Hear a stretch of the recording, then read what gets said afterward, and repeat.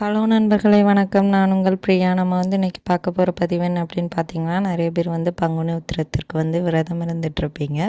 So அந்த மாதிரி விரதம் இருக்கிறவங்க செய்யவே கூடாத ஒரு சில தவறுகளை பற்றி தான் நம்ம இந்த பதிவில் பார்க்கலான்னு இருக்கோம். என்னென்ன மாதிரியான தவறுகள் செஞ்சோம் அப்படின்னா, முருகப்பெருமானுக்கு நம் மீது கடுமையான கோபங்கள் வருங்கிறத பற்றி நம்ம இந்த பதிவில் பார்க்கலாம். அதுக்கு முன்னாடி நீங்கள் இந்த பதிவை பார்க்கக்கூடிய முருக பக்தர்களாக இருந்தீங்க அப்படின்னா, ஓம் சரவணபவா போற்றிங்கிறத நம்மளோட கமெண்ட் பாக்ஸில் கமெண்டாக போஸ்ட் பண்ணுங்கள். நம்மளோட சேனலை இது வரைக்கும் சப்ஸ்கிரைப் பண்ணாமல் பார்த்துட்டு இருந்தீங்க அப்படின்னா மறக்காமல் சப்ஸ்கிரைப் பண்ணி வச்சுக்கோங்க. இது போல் முருகர் சம்மந்தமான பயனுள்ள தகவல்களை நீங்கள் பார்த்து தெரிந்து கொள்ள முடியும். இப்போ வாங்க நம்ம பதிவுக்குள்ளே போகலாம். ஸோ நம்மளுக்கு பங்குனி உத்திரம் ஏப்ரல் 11 வெள்ளிக்கிழமை வருது. உங்கள் எல்லாருக்குமே தெரியும்.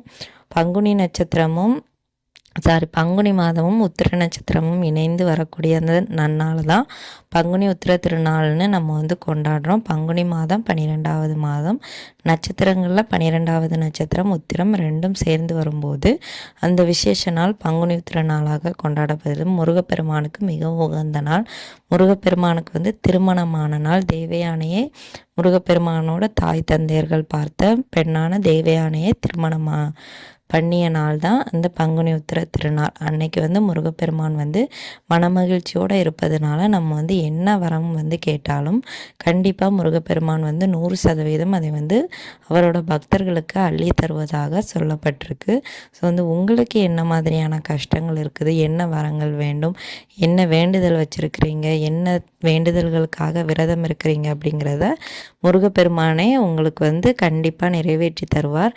உங்கள் வேண்டுதல் சீக்கிரமாக நிறைவேறும்னு நினைக்கிறவங்க பங்குனி உத்திர திருநாளில் என்னென்ன பண்ணலாம் அப்படின்னு பார்த்தீங்கன்னா, நீங்கள் பால் குடம் எடுக்கலாம். அப்புறம் அலகு குத்தி காவடி எடுத்தீங்க அப்படின்னா உங்களோட வேண்டுதல்கள் சீக்கிரமாக முருகப்பெருமானால் நிறைவேற்றப்படும் அப்படின்னு புராண கதைகள்லாம் சொல்லப்பட்டிருக்கு. உங்களுக்கு தீர்க்க முடியாத கஷ்டங்கள் இருந்தாலும் நீங்கள் இந்த மாதிரி வேண்டுதல்களை செஞ்சீங்க அப்படின்னா கண்டிப்பாக உங்களோட வேண்டுதல்களுக்கான பலன்கள் உங்களுக்கு 100% முழுமையாக கிடைக்குமா.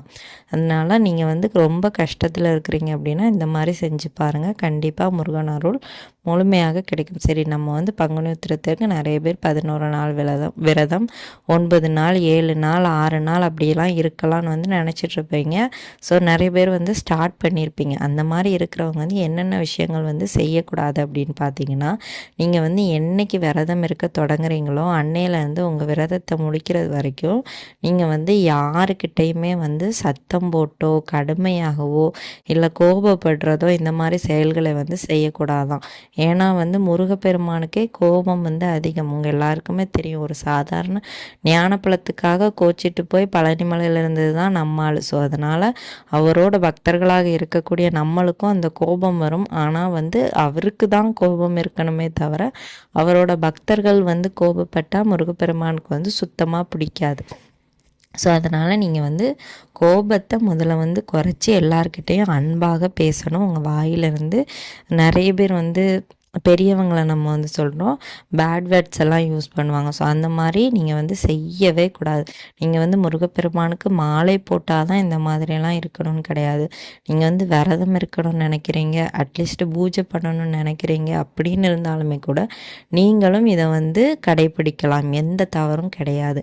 கண்டிப்பாக நீங்கள் இதெல்லாம் மாற்றி பாருங்கள். நம்ம சொல்லக்கூடிய விஷயங்களை உங்கள் வாழ்க்கையே மாறுவதை உங்களால் உணர முடியும். அடுத்தது நம்ம முருகப்பெருமானுக்கு பிடிக்காத இரண்டாவது விஷயம் என்ன அப்படின்னு பார்த்தீங்கன்னா, முருகப்பெருமானோட பக்தர்கள் அசைவம் சாப்பிடுவது கண்டிப்பாக கூடாது அப்படின்னு சொல்லுவாங்க. ஆனால் நம்மளால் கட்டுப்படுத்த முடியாது. உங்களால் முடிஞ்சுது அப்படின்னா இந்த விரதம் இருக்க நாட்களையோ இல்லை முருகப்பெருமானுக்கு இந்த பங்குனி உத்திரத்தில் கோயிலுக்கு போகணுன்னு நினச்சிருக்கீங்க அப்படின்னா உங்களால் முடிஞ்சது ஒரு நாளோ இல்லை ஒரு வாரமோ அப்படியாச்சும் நீங்கள் விரதம் இருக்க பாருங்கள்.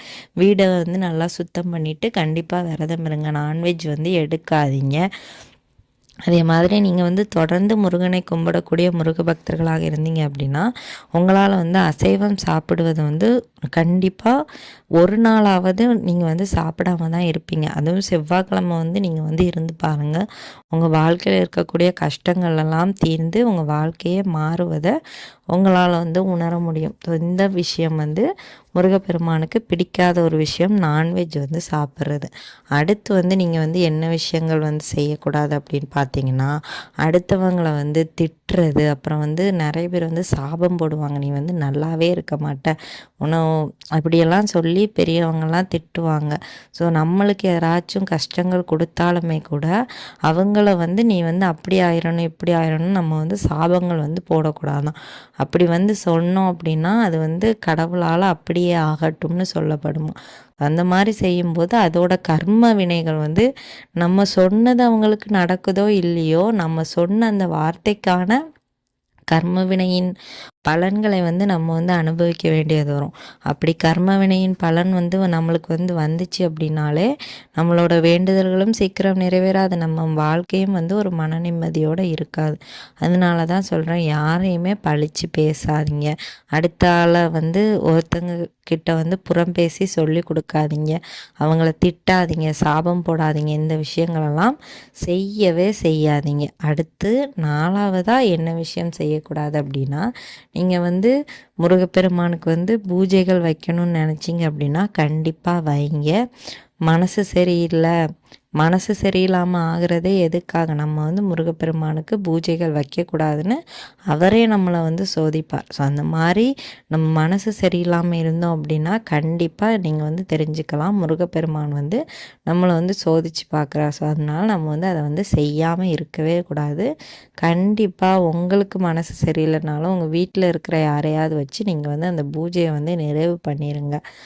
உங்களுக்கு வந்து தெரியும், நம்மளுக்கு வந்து முருகப்பெருமானால தான் நம்ம மனசு வந்து இவ்வளோ கஷ்டத்தில் இருக்குது. ஸோ அதை தாண்டி நம்ம வந்து அவருக்கு வந்து பூஜை கண்டிப்பாக வைக்கணும் அப்படிங்கிற ஒரு வைராக்கியம் வந்து உங்களுக்கு வந்து இருக்கணும்.